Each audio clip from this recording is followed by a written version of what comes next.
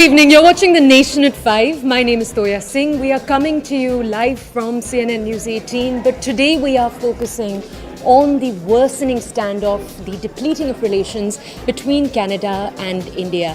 This is after the killing of the Khalistan separatist Hardeep Singh Nijjar and the statements by the Canadian Prime Minister Justin Trudeau about this in the House of Commons.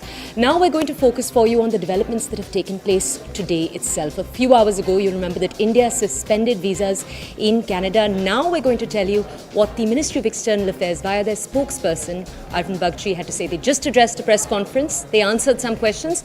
We'll walk you through now what it is that India has said is its key stand when it comes to this entire issue. We're going to walk you through this. Number one, what the External Affairs Ministry has said is that Trudeau's allegations, so this is of course the Canadian Prime Minister, his allegations are politically driven. It's important to state here that Justin Trudeau heads a minority government in Canada. It's to that they are referring. Number two, they've said that India shared inputs on Khalistan radicals in Canada. The other thing that the Ministry of External Affairs spokesperson said is that even though India shared details, Canada had not shared any intel. There was no vice versa sharing of information.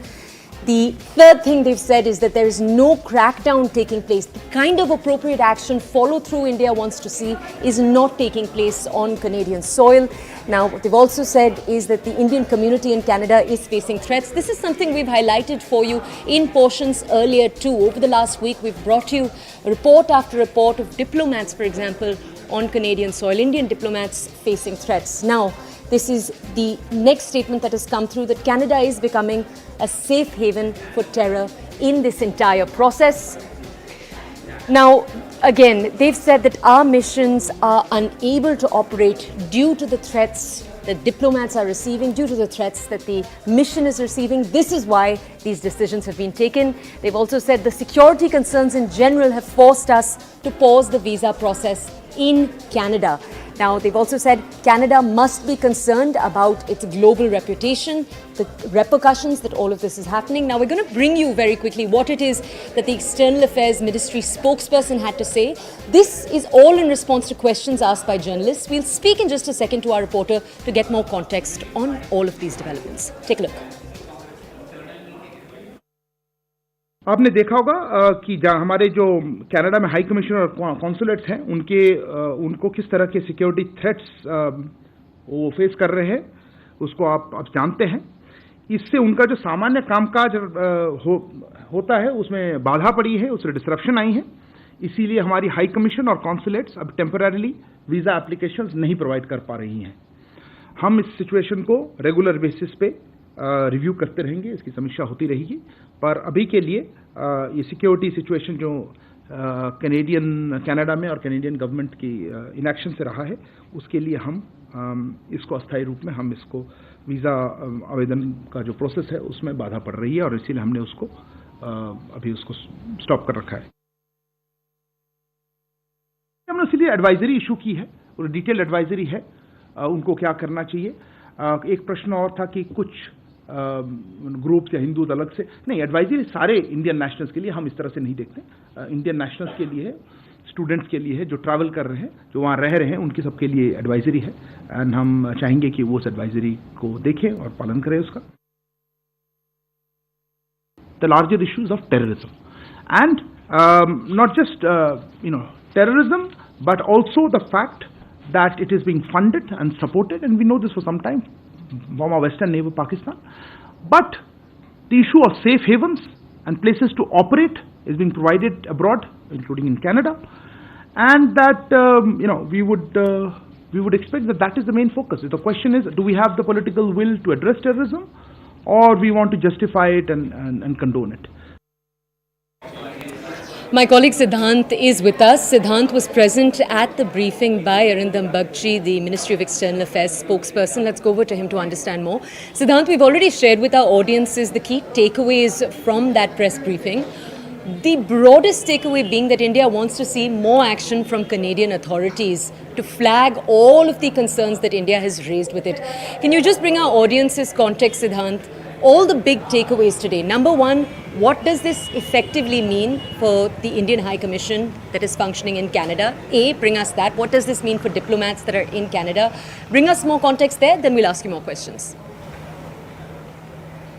Well, that's right, Toya. So, in fact, we were counting. There were more than 25 questions which were asked to MEA spokesperson Arindam Bagchi related to fresh India-Canada diplomatic standoff. Now, the big takeaways from the press conference, the point number one is that India has asked Canada to bring parity when it comes to the number of diplomats serving, Canadian diplomats serving in Indian soil, in India, and number of diplomats from India serving in Canada. So that particular request has been made by India, and perhaps both sides are right now working on it, and we can expect not just one diplomat who has been asked by MEA to leave. He was the intelligence officer of Canada, but other diplomats can also leave India very soon, maybe in next 10 to 15 days. Point number one.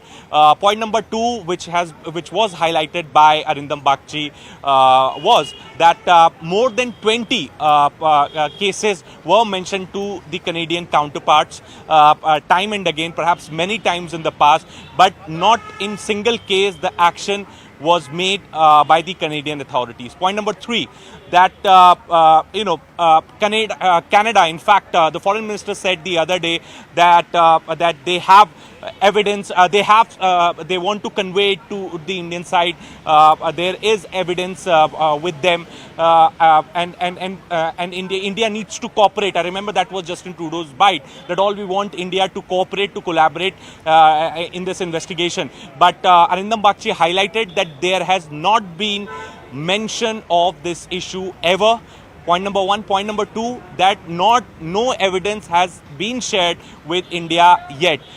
In fact, India has asked Canada to share evidence of whatever material they have to look into the accusation that Justin Trudeau has made. So India, in a way, India is ready to cooperate because there is nothing to hide, and that is the reason that India has asked Canada to provide all the evidence on the basis of which they are making these accusations. Also, Arindam Bagchi highlighted, in fact, that was a question which I asked to him regarding the difficulty and perhaps the discrimination which army officials have been facing in getting Canadian visa. So the army officials which have those who have served in strategic areas of India like Jammu, Kashmir and other parts of the country, they were not given a visa in a single go. Perhaps they have to go through a elaborated interview session in which their locations where they have served, all those details used to be asked. So that was confirmed by Arindam Bagchi to us that yes, there were multiple cases of discrimination,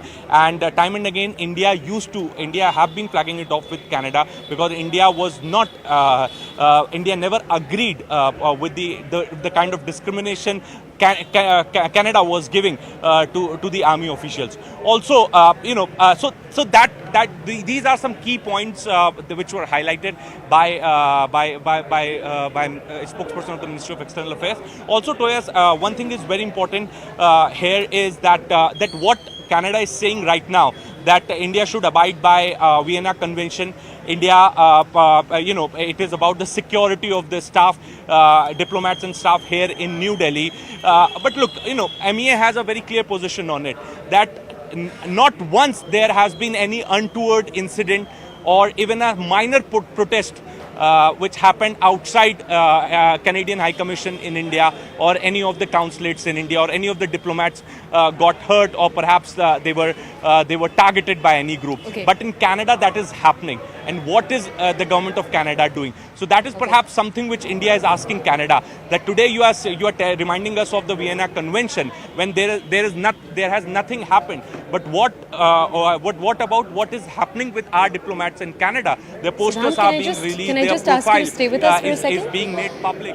We have Achal Malhotra, a former diplomat who's also with us, and I want to go over right now to Mr. Malhotra. Sir, I just want to understand from you, on one side, a lot of the way in which the foreign media is portraying this, if our audiences are to take a look at all of the developments that have taken place in the last few days, they are saying that the Canadian Prime Minister exhausted all diplomatic possibilities First by approaching Britain, the United States, then by speaking to the Prime Minister. Only then did he raise this in the House of Commons. That's the way a number of media outlets abroad are portraying this. At the same time, one of the things that India has raised, this is something we raised before the press briefing, but it was also raised in the press briefing, is that Canada didn't share intel with India in the same way in which India was sharing intel with Canada. How should our audiences, Mr. Malhotra, navigate through these two seemingly contrasting pictures of what the last few weeks have looked like for the two countries? Well, whatever has happened in the last few weeks, it is an indicator of the fact that Canada has chosen to put Canada's relationship with India at stake for some very narrow, domestic compulsions, vote bank politics, and the fact that Prime Minister Trudeau is heading a minority government, and one of the partners is a vocal supporter of the so-called Khalistani movement. The whole thing boils down to this. The rest flows from here.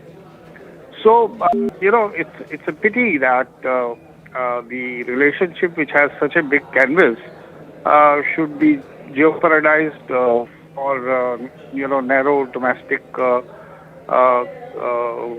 compulsions. And the Trudeau. That's the reason Trudeau's popularity rating at home is also dropping considerably.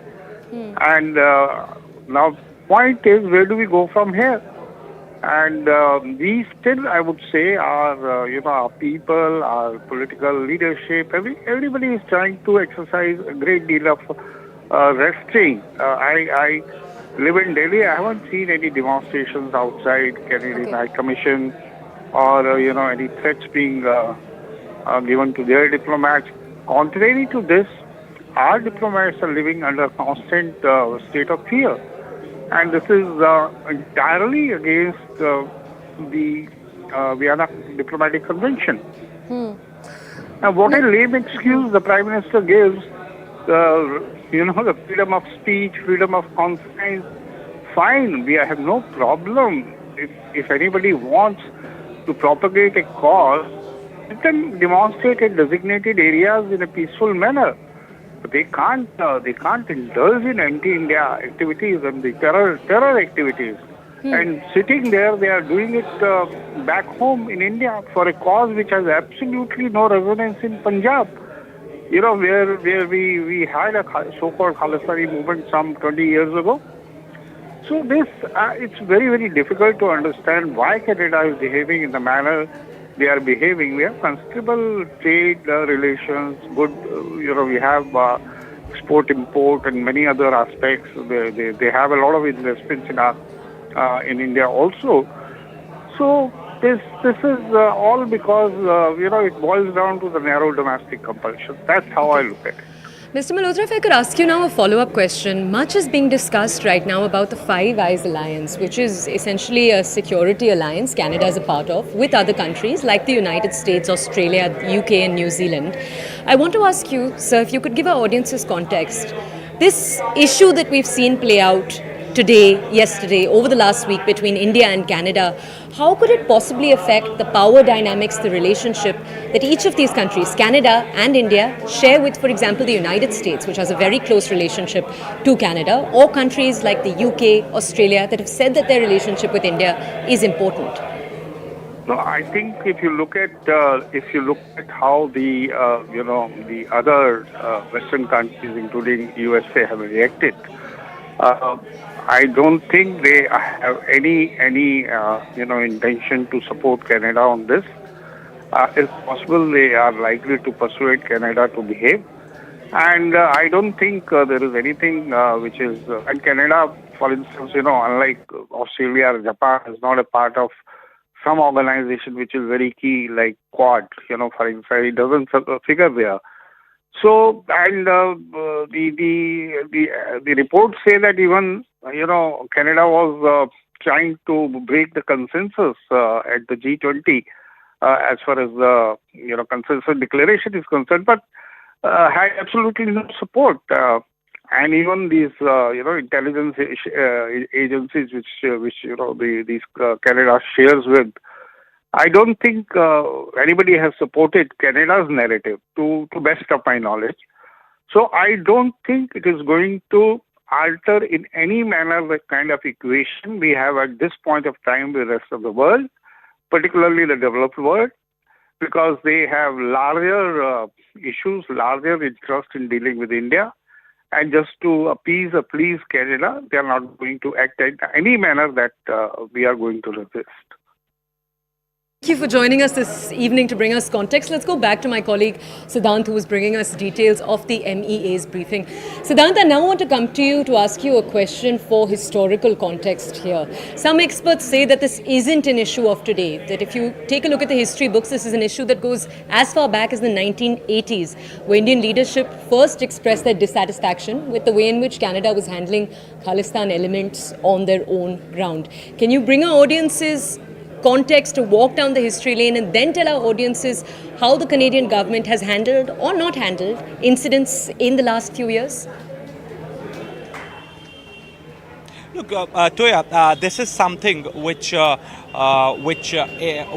India has also witnessed, that whenever there is liberal government in Canada, that perhaps create some sort of a problem for the government of India, in terms of backing or siding with these fringe terror groups mushrooming on Canadian soil. So I would like to mention the incident which happened at the time when Justin Trudeau's father, Pierre Trudeau, was the Prime Minister of Canada.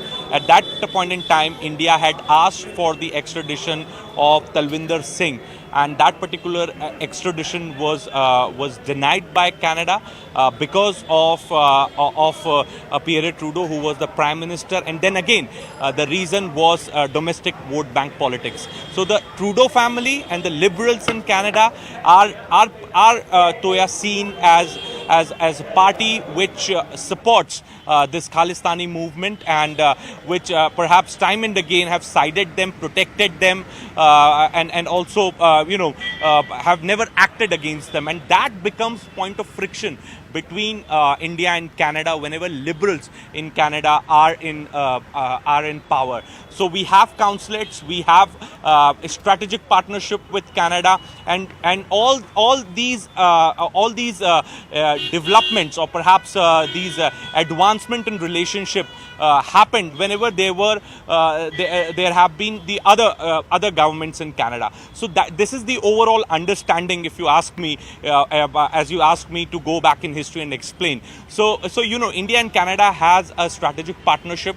We have trade relations, we have person-to-person ties.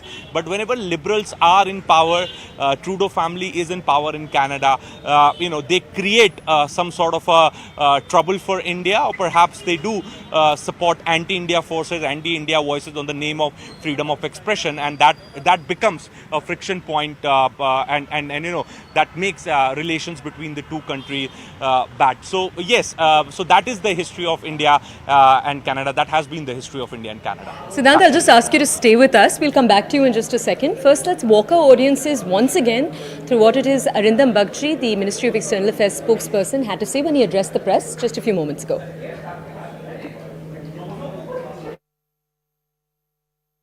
आपने देखा होगा कि हमारे जो Canada में high commission और consulates हैं उनको किस तरह के सिक्योरिटी थ्रेट्स वो फेस कर रहे हैं, उसको आप जानते हैं। इससे उनका जो सामान्य कामकाज होता है उसमें बाधा पड़ी है, उसमें डिसरप्शन आई है। इसीलिए हमारी हाई कमीशन और कॉन्सुलेट्स अब टेम्पररीली वीज़ा एप्लीकेशंस नहीं प्रोवाइड कर पा रही हैं। हम इस सिचुएशन को रेगुलर बेसिस पे रिव्यू करते रहेंगे, इसकी समीक्षा होती रहेगी। पर अभी के लिए ये सिक्योरिटी सिचुएशन जो कनाडा में और कैनेडियन गवर्नमेंट की इनएक्शन से रहा है, उसके लिए हम इसको अस्थायी रूप में हम इसको वीज़ा आवेदन का जो प्रोसेस है उसमें बाधा पड़ रही है, और इसीलिए हमने उसको अभी उसको स्टॉप कर रखा है। हमने इसलिए एडवाइजरी इशू की है, और डिटेल एडवाइजरी है उनको क्या करना चाहिए। एक प्रश्न और था कि कुछ ग्रुप्स या हिंदू अलग से नहीं, एडवाइजरी सारे इंडियन नेशनल्स के लिए, हम इस तरह से नहीं देखते। इंडियन नेशनल्स के लिए है, स्टूडेंट्स के लिए है, जो ट्रैवल कर रहे हैं, जो वहाँ रह रहे हैं, उनकी सबके लिए एडवाइजरी है, एंड हम चाहेंगे कि वो उस एडवाइजरी को देखें और पालन करें उसका। the larger issues of terrorism.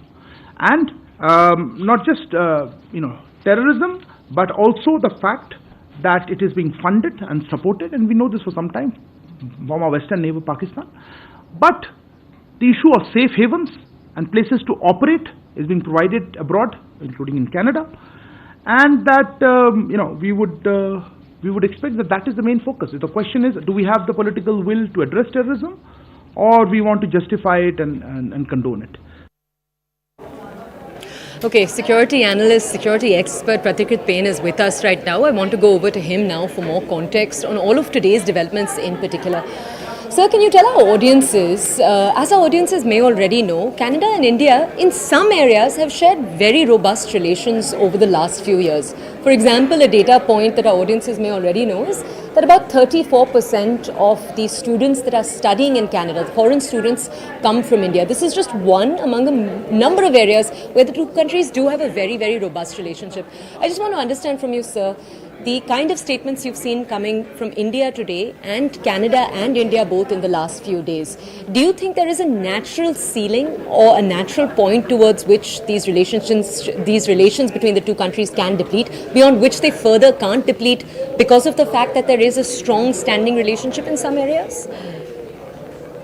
I think business relationship is all fine, but business can only happen when each country has respect for the other.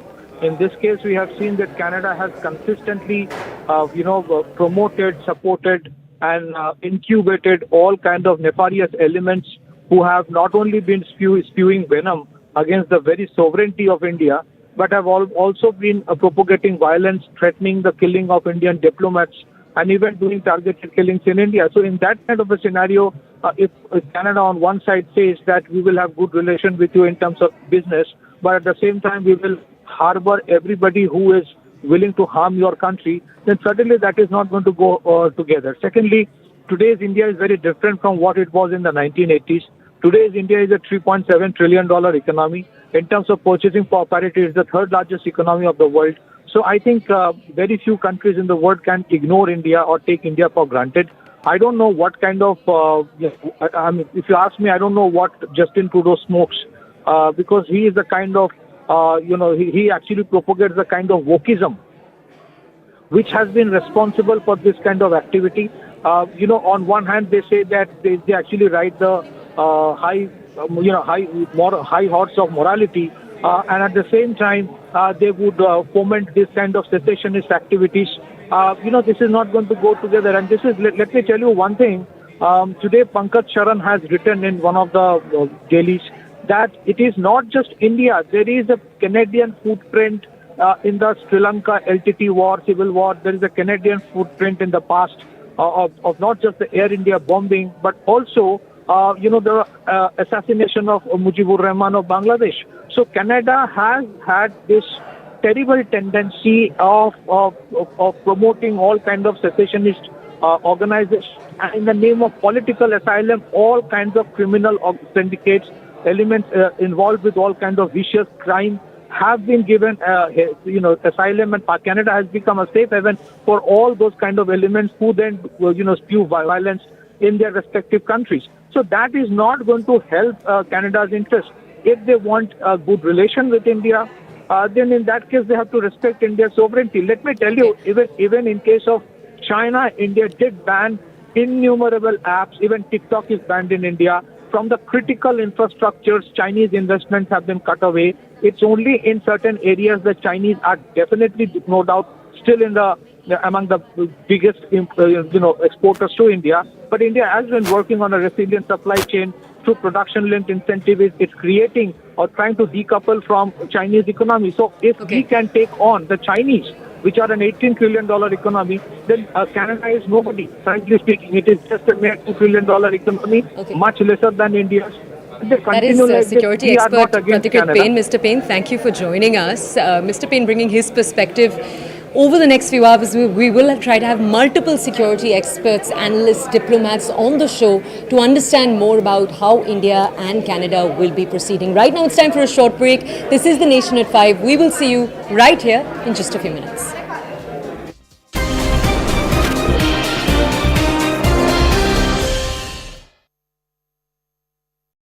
Brought to you by the 3rd, 2015 had also come from some form of official records. It could hardly have been a date that someone just invented, but it does point further to the fact that with Niger, all has not been as it seems, not even to the Canadian authorities. Niger did not enter Canada as Hardeep Singh Nijjar for a start. He came under another name, and according to Indian officials, that name was Ravi Sharma, and he came to Canada on a fake passport to then claim persecution and seek asylum. After years of an application process, Nijjar was given that Canadian citizenship on this new date, we are told, after he married a Canadian citizen. Nijjar's path to citizenship in Canada clearly has been a lengthy and a tricky one. The Indian police, meanwhile, have wanted Nijjar in several cases of terrorist offences, and this was conveyed repeatedly to Canadian authorities, but there was no extradition, no deportation. Prime Minister Trudeau has now spoken of his fury over what he calls the killing of a Canadian citizen in Canada. He's spoken of allegations that there's an Indian hand behind this, but of that, no evidence has been offered as yet.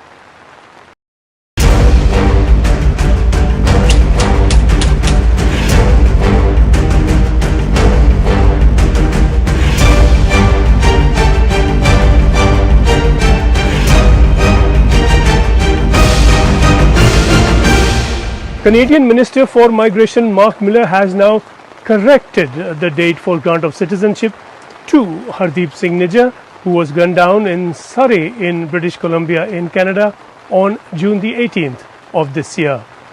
Miller now has made clear that Nijjar was granted citizenship on May the 25th of 2007. The minister had declared only a day earlier that Nijjar was granted this citizenship on March the 13th of 2015, so quite a difference in those dates. He does not say where the discrepancy arose. He does acknowledge now that the error in dates is his responsibility to assume, suggesting perhaps that he had been given the wrong date by his own department officials. Miller had announced the earlier date, he said, to dispel baseless rumors that Nijjar was not a Canadian citizen. He now says that, while offering the correction without elaboration, that nothing justifies the killing of Nijjar. Clearly, it is nobody's case that a murder would be justified had the date of citizenship been one and not the other. But it is a rather odd error. The minister takes responsibility for it but offers no explanation for it. Presumably, almost certainly, that earlier date of March the 3rd, 2015 had also come from some form of official records. It could hardly have been a date that someone just invented, but it does point further to the fact that with Nijjar, all has not been as it seems, not even to the Canadian authorities. Nijjar did not enter Canada as Hardeep Singh Nijjar for a start. He came under another name, and according to Indian officials, that name was Ravi Sharma, and he came to Canada on a fake passport to then claim persecution and seek asylum. After years of an application process, Nijjar was given that Canadian citizenship on this new date, we are told, after he married a Canadian citizen. Nijjar's path to citizenship in Canada clearly has been a lengthy and a tricky one. The Indian police, meanwhile, have wanted Nijjar in several cases of terrorist offences, and this was conveyed repeatedly to Canadian authorities, but there was no extradition, no deportation. Prime Minister Trudeau has now spoken of his fury over what he calls the killing of a Canadian citizen in Canada.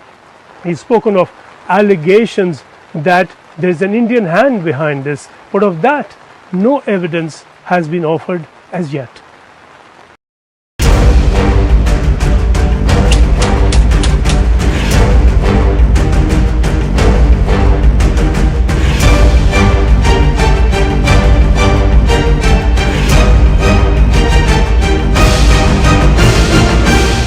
Canadian Minister for Migration Mark Miller has now corrected the date for grant of citizenship to Hardeep Singh Nijjar, who was gunned down in Surrey in British Columbia in Canada on June the 18th of this year. Miller now has made clear that Niger was granted citizenship on May the 25th of 2007. The minister had declared only a day earlier that Niger was granted this citizenship on March the 13th of 2015. So quite a difference in those dates. He does not say where the discrepancy arose.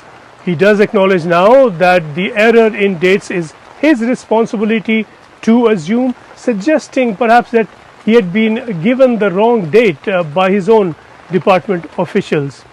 Miller had announced the earlier date, he said, to dispel baseless rumors that Niger was not a Canadian citizen. He now says that while offering the correction without elaboration, that nothing justifies the killing of Niger.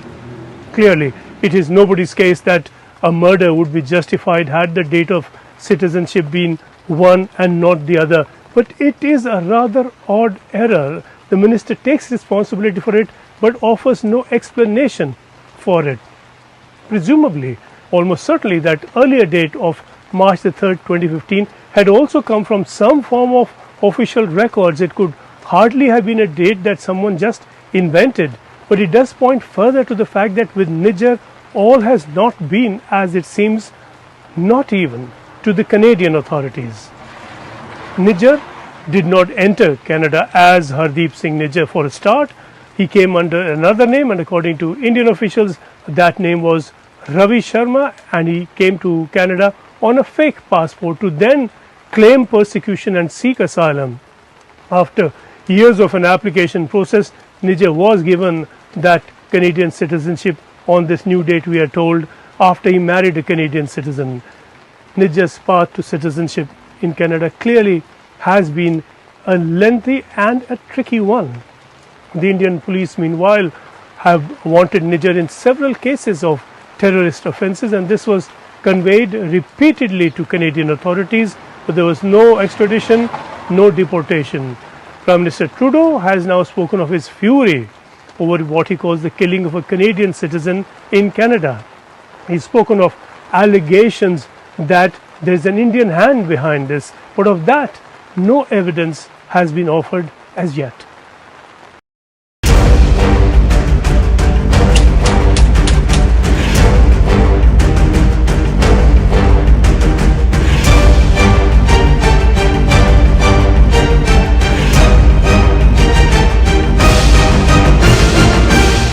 Canadian Minister for Migration Mark Miller has now corrected the date for grant of citizenship to Hardeep Singh Niger, who was gunned down in Surrey in British Columbia in Canada on June the 18th of this year. Miller now has made clear. Good evening, you're watching The Nation at 5. We're joining you after the break with breaking news. We are receiving inputs that as we speak, the External Affairs Minister S. Jaishankar is in a meeting with the Home Minister Amit Shah. Now, the input that we are receiving indicates that the two might be speaking about the Canada-India relationship. Remember, we've been bringing you updates about that story through the show today. A few hours ago, India declared that it was suspending visas in Canada. We'll bring you more updates about what the two leaders are meeting about, what the External Affairs Minister is meeting the Home Minister about in particular. My colleague Payal Mehta is with us to bring us exactly those details. Payal, first can we confirm to our audiences that the External Affairs Minister is indeed meeting the Home Minister to discuss the issue of visas and Canada? Is that accurate? Well, the Home Minister is certainly meeting the External Affairs Minister just as we speak, but what is the exact issue is obviously something that we'll have to wait and understand. But one does understand that this is a crucial issue given the fact that several leaders from political parties, including Sukhbir Balan, had met their Home Minister earlier today and expressed his concern about the Indian students and their visas, etc. And since, of course, the department concerned is the External Affairs and also the visa issuing department, also a lot of the authority lies with the External Affairs as well as the MHA. That's the reason this meeting could be important. Okay, Payal, obviously we are going to have to continue to speculate here because we can't confirm anything to our audiences, but we saw a rather stern set of messaging that was given by the External Affairs spokesperson Arindam Bagchi in the address that we just saw. Payal, can you just tell our audiences, you've said that we can only speculate that this is what they are meeting on. Do we have any details about how long the meeting has taken place for? Has it just started? Do we have any details there? Today the meeting has just begun a short while ago is what we are given to understand because we did see we saw some movement really happen, but how long the meeting will go on, what is the exact what is being discussed, because remember External Affairs Minister Jaishankar is a seasoned diplomat. He's been somebody who has held the portfolio for diplomat in the past as well. He's been the foreign secretary of the country also, so he obviously has a lot of knowledge in terms of domain knowledge, but yes, this is an issue concerning India and Indian citizens, and a lot of MPs across party lines have tried to raise the issue with the government of India. So it looks like it's going to be an important meeting, but the exact issue will be only out once we know what the meeting has been about. Payal, thank you for bringing us those updates. All right, we're going to move now from this story. This was the first story that we discussed. We're moving now to a different story. As you might already be aware, the Women's Reservation Bill was passed almost unanimously in the Lok Sabha yesterday. Now remember, the opposition made two key arguments. The first, that there needs to be a quota within the quota. This quota needs to be for those who belong to OBC communities, minority communities, etc. The second argument was that the Women's Reservation Bill needs to be passed earlier. It needs to be brought into fruition. That is, women need to be given reservation a lot earlier than the potential date. Experts are saying that it will only possibly come into activation around 2029 or even later, possibly to 235 or even later. Now, to this, obviously, the back and forth continues. We've brought you the updates in the Lok Sabha. Today, the Rajya Sabha had discussions regarding exactly this. The leader of the opposition in the Rajya Sabha, Mallikarjun Kharge, led the charge. He continued to demand exactly this. Take a look. These are all reactions from the Rajya Sabha today. हम सब जानते हैं कि इस नए संसद भवन की शुरुआत गणेश उत्सव के दिन से प्रारंभ हुई और कल लोकसभा में निर्विघ्न ये महिला संशोधन बिल, नारी शक्ति वंदन बिल निर्विघ्न पास हुआ और मुझे आशा ही नहीं विश्वास है कि आज यहाँ भी ये किसी भी बाधा के बगैर, किसी भी विघ्न के बगैर सर्वसम्मति से 128 कॉन्स्टिट्यूशनल अमेंडमेंट बिल पास होगा और सबकी सहमति इसमें मिलेगी। भारतीय जनता पार्टी का इंटेंशन कोई अपने आप को स्कोर करने का नहीं है, कोई पॉलिटिकल एडवांटेज लेने का नहीं है। हमारा उद्देश्य महिलाओं का सही मायने में सशक्तिकरण करने का है। इसका अमेंडमेंट करने का कोई दिक्कत नहीं है। ये आप अब करने का तो ये 31 को डाल रहे हैं। इसका मकसद क्या है कि बिल ऐसा ही चले। नहीं, आप ही ने कहा 29 के बाद ये सब 29 को नहीं, मैं सर जब पंचायत में रिजर्वेशन के लिए होता है, जिला पंचायत का होता है, तो ये वुमन रिजर्वेशन का क्यों नहीं होता? आज करो। ये कॉन्स्टिट्यूशन अमेंडमेंट बिल है सर, और महत्वपूर्ण बिल है। महिला सशक्तिकरण की दिशा में एक बढ़ता हुआ कदम है। आज जो मैं संविधान संशोधन जो बिल लेकर के आया हूं, उसके माध्यम से हम आर्टिकल 330 में एक अमेंडमेंट करेंगे, जोड़ा है। इसमें आप सदन अनुमति देगा तो उसमें जुड़ेगा। आर्टिकल 332 में एक सेक्शन इंसर्ट होगा। आर्टिकल 334 में एक सेक्टर इंसर्ट होगा। क्रमशः ये 333A, article 332A, article 334A, ये न्यू आर्टिकल होंगे संविधान में, जिसके माध्यम से लोकसभा और देश की सभी विधानसभाओं में 1/3 सीटें नारी शक्ति के लिए आरक्षित की जाएगी। My colleague Pallavi has been bringing us updates from the Parliament through the day today. Let's go over to her. Pallavi, could you bring us first a brief overview of the kind of arguments we saw today in the Rajya Sabha? Well, pretty much the same as what came up in Lok Sabha, a little less acrimonious, but I guess that's the nature of the working of Rajya Sabha. But over here also 2 points were repeatedly raised by the opposition parties, particularly the India Front opposition parties. One, why the delay in implementing the women reservation bill? Why not in 2024? And the second point which was raised, of course, was about the fact that they wanted an OBC reservation. They feel that many women who belong to the OBC community don't get the benefits of political empowerment, and therefore the bill must actually protect them and offer this opportunity. A strong rebuttal, of course, consistently came in from the BJP. In fact, a couple of speakers were from the OBC community.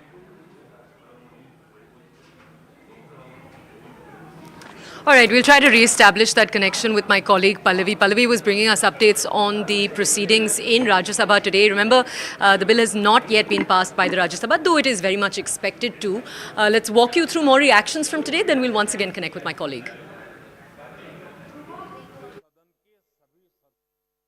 मैं भी महिला हूं और चाहते हैं हम लोग कि महिलाओं की जो भागीदारी है वो सदन में बढ़े, राजनीतिक परिवेश में बढ़े, लोगों के प्रतिनिधित्व करने में बढ़े। नारी शक्ति विधेयक, ये नारी शक्ति विधेयक है, लेकिन अपने नाम दे दिया इसका नारी शक्ति वंदन विधेयक। मुझे लगता है ये एक संवैधानिक अधिकार है, ये कोई दैविक वरदान नहीं है, ये कोई प्रधानमंत्री साहब का या आपका दिया हुआ महिलाओं को दया का पात्र नहीं है, ये हमारा एक संवैधानिक अधिकार है।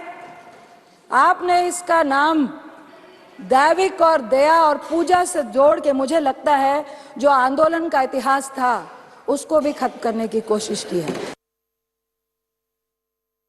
To the Secretary General, what I have written to the Honorable Prime Minister on April 10th, 2023. The content of the letter, if you permit me to read, I will read the entire letter.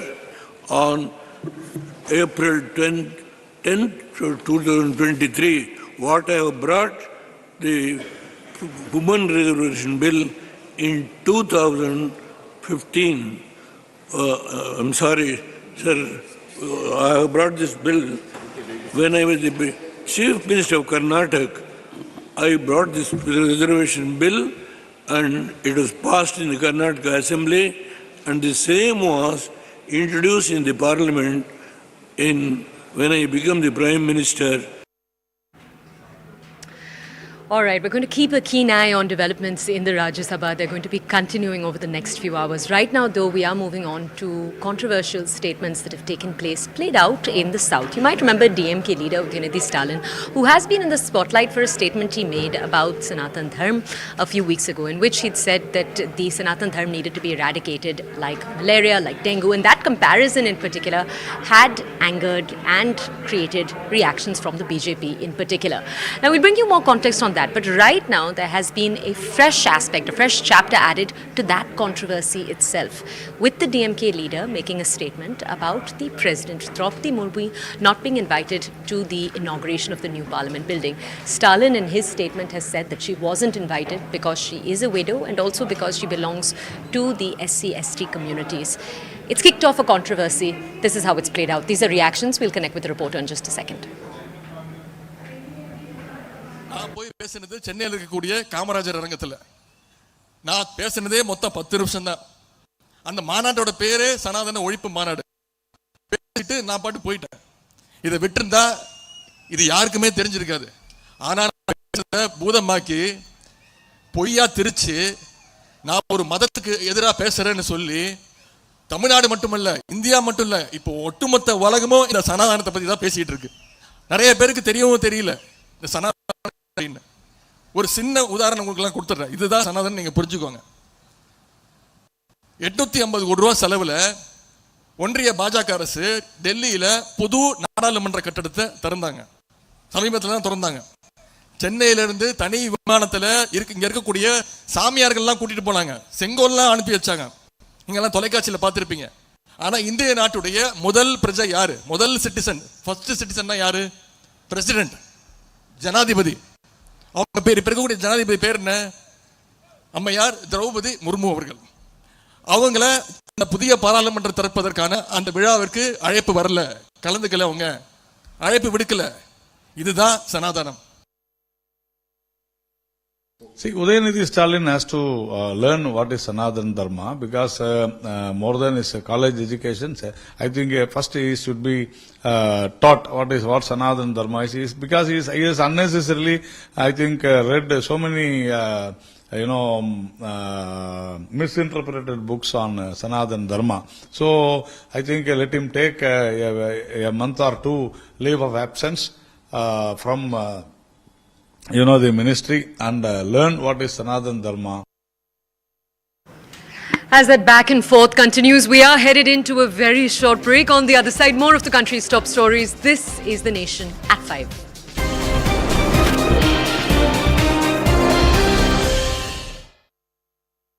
Brought to you by... This is Rishabh from Times Now, and I have a very straight question. Are there plans to reduce the number of Canadian diplomats deployed here in India? I know to start with that. I'll come to you in a second. Arindam, Mr. Panon seems to have... If you don't recognize my... Okay, this is Vinita Pandey from the Asian Age Deccan Chronicle. Mr. Panon seems to have deviated from his own agenda and now come down to Sikh versus Hindus in Canada, and he has threatened the Hindu community to leave to leave Canada. And he's also threatened to carry out a referendum against the Indian High Commissioner on 28th of October. Has the Indian government sought protection for the Hindus and the Indian High Commissioner or Indian diplomats in Canada? Okay. Sit down. I'll come. I have a funny feeling a lot of questions on a particular topic. Sir Siddhant from Vion, continuing with the question on Canada. The Canadian Prime Minister used words like potential link and we saw the Foreign Minister also using words like maybe, if proven. We also saw comments of the US Ambassador yesterday saying that the investigation can be prejudiced. How do you or what do you make out of these comments which are coming out? Okay, thank you. Pranay, I'll come to you. So Pranay Upadhyay, Zee News से Canada के साथ हमारी strategic partnership है, लेकिन strategic partnership में जिस समय की ऐसी स्थिति है तो क्या वो भी रिव्यू में? और दूसरी चीज़ एक क्लैरिफिकेशन चाहिए था कि BLS जो कि वीज़ा प्रोसेसिंग एजेंसी है उसने नोटिफिकेशन लगाया है कि वीज़ा प्रोसेसिंग सस्पेंडेड है इस समय, तो क्या उसका स्टेटस है? क्या कनाडा से इंडियन वीज़ा इस समय सस्पेंड है? Yeah, no, sorry, you had a hand up for me. Go ahead, Manish. Yeah. So again on the, this is Manas from PTI Press Trust of India. Again on the Canada issue, Canada has given very clear indications that it has, briefed the US, Australia and its strategic allies on the overall controversy and the accusation that Indian agents were involved in killing of a Sikh separatist in Canada. So have we also actually in fact got in touch with our allies like US and UK and other Western partners on the whole issue? Okay. Normally I usually take 4 or 5 questions, but I think there are a lot of hands on this. Similar questions on that.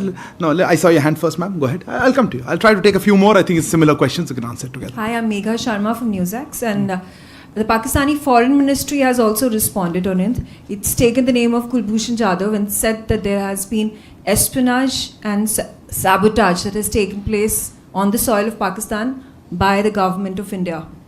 How do you react to this? How does the Ministry of External Affairs... Can we limit ourselves to Canada for the moment? Because I think there's a lot of Canada questions. Is that related to Canada? If not, I'll come back to you. This is Pakistan, and Pakistan has responded to what the Canadian thing. But Kulbhushan Jadhav you mentioned. Okay. Kulbhushan Jadhav, if it's on Canada, I'll come back. I will take the question on Canada. Okay. Right. Yeah, Canada. I'll come to you. All of you. I saw your hand a little later. I apologize. Sir, मैं मनीष हूँ TV9 से और हमारा सवाल ये है कि Microphone.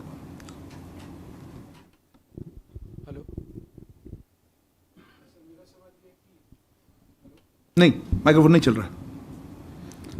Hello. हाँ जी मैं मनीष हूँ TV9 से और मेरा सवाल ये है कि लाखों भारतीय कनाडा में रह रहे हैं, उनके परिवार की चिंता है इस वक्त, खास करके जब रोजाना हम एक्शन और रिएक्शन कर रहे हैं दोनों देशों की तरफ से, तो ये भी है कि कल के दिन में बहुत सारे लोग जो वीज़ा अप्लाई कर रहे हैं उनका क्या नहीं, आपका क्वेश्चन क्लियर नहीं है. आप क्या वो डर रहे हैं इंडियन गवर्नमेंट के एक्शन से? नहीं, उनका डर ये है कि वो कनाडा में जो लोग हैं वहाँ पर उनकी सिक्योरिटी को लेकर या उनके जॉब को लेकर या उनके स्टडी को लेकर जो कंसर्न है उसको किस तरह से भारत सरकार समझ गया जी. Yeah, go ahead. Sir, I'm Sahil from ANI.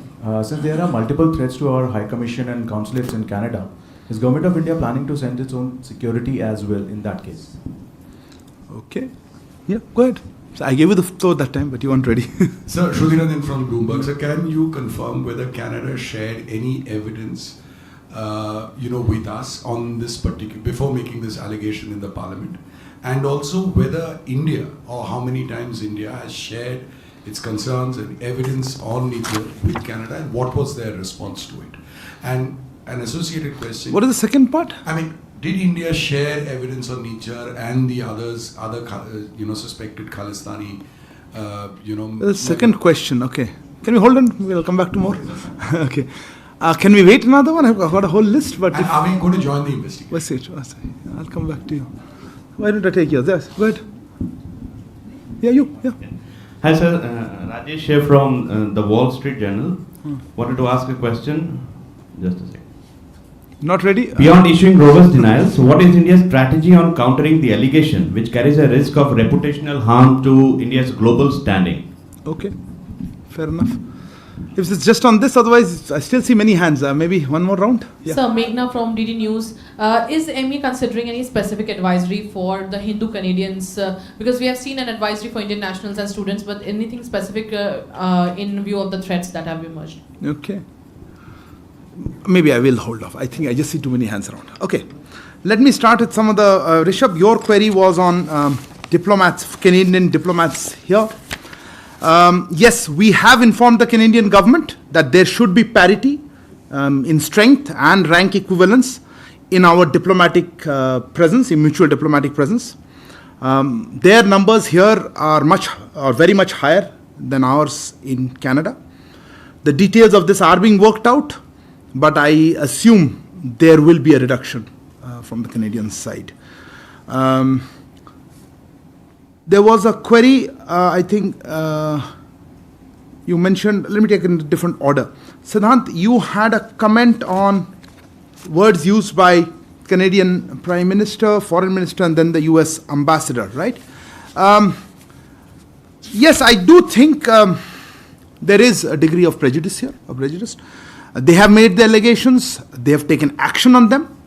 To us, it seems or it appears that these allegations by the Government of Canada are primarily politically driven. Manesh, your query was on briefing our partners, etc. Look, on this one, as I said, we have been, of course, engaged with our partners on various issues, particularly including this one. We have been discussing with them. We have conveyed our position, how we see these developments. And I think those are part of ongoing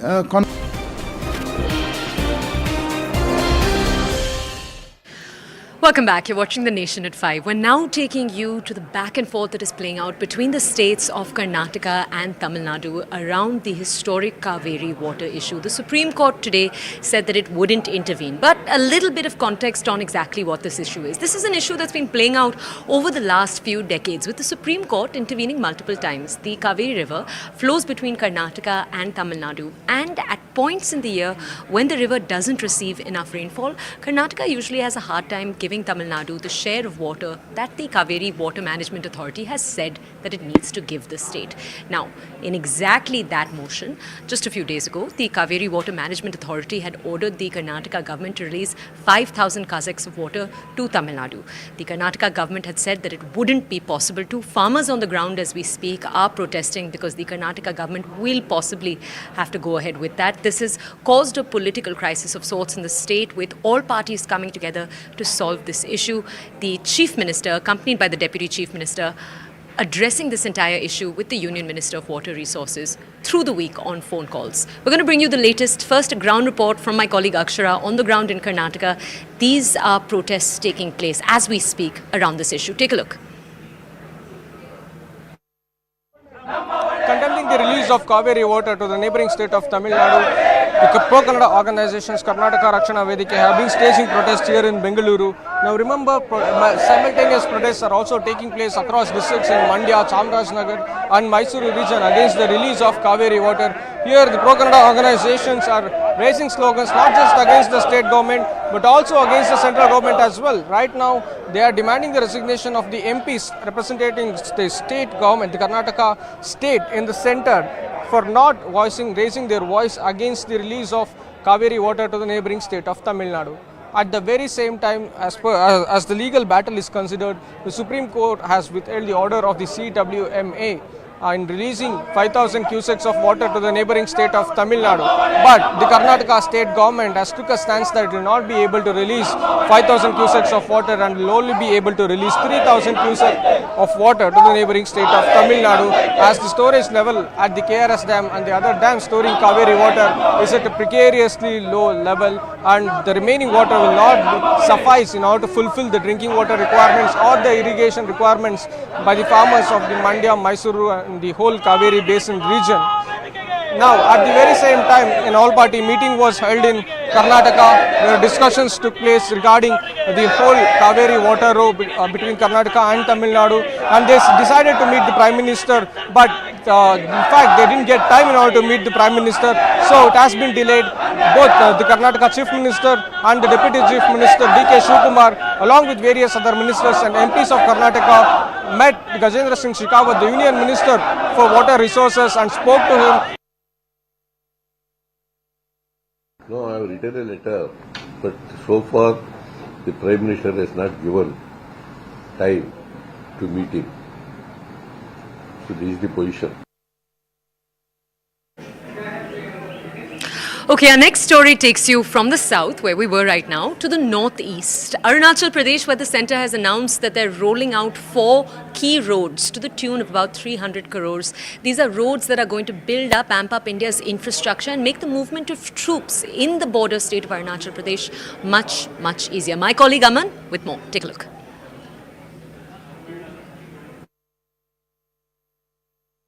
In a counter to China's designs on the line of actual control amidst the continuing tensions since 2020, the Narendra Modi government is now rolling out plans to build 4 key border roads in Arunachal Pradesh. These will be totaling nearly 300 kilometers.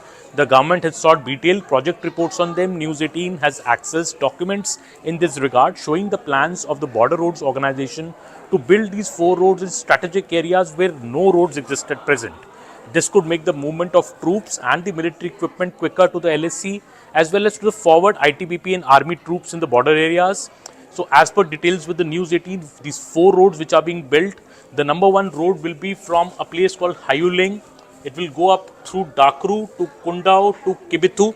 This is a road being planned in 2 sections. The road, 107 kilometer road, will be from Howling to Kundao. This will be the first road. And then there will be another road from Kibithu to Kundao, which will be another 52 kilometer road. BRO has sought the feasibility reports of both these roads, and as you can see, this road is looks like a very crucial road because it's right next to the LSC.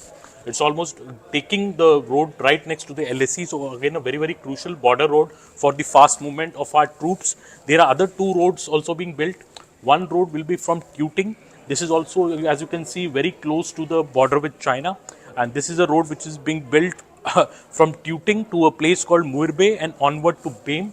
This area about 58 kilometer long, and the third road and the 4th road which is being built is from Tapa to Hush to Delay in the border area also of Arunachal, which will be about 107 kilometer road, which is planned. So totaling all these 4 roads together will be totaling about 300 kilometers. The DPRs of these, the feasibility reports of these have been sought by the BRO, and top comment sourcing telling News 18 that all these roads are strategic projects in different districts of Arunachal Pradesh and will have both socio-economic as well as strategic impact. The border area movement will be swift. The roads will connect places which are still not connected even after so many years, and the road could also lead to tourism once these roads are made as part of the Arunachal Frontier Highway, which is being planned in the state.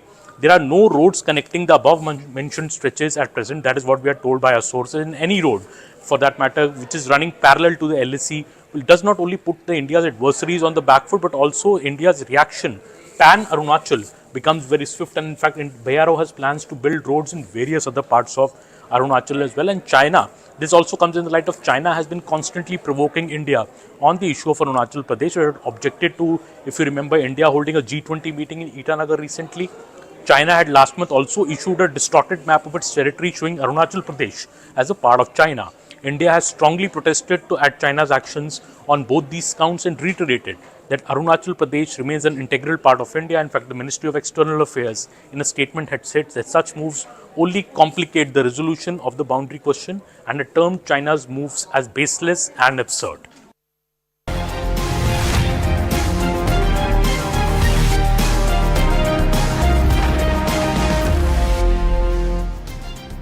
Good evening and a warm welcome. I'm Rihaldo Siddiqui and you're watching Viewpoint.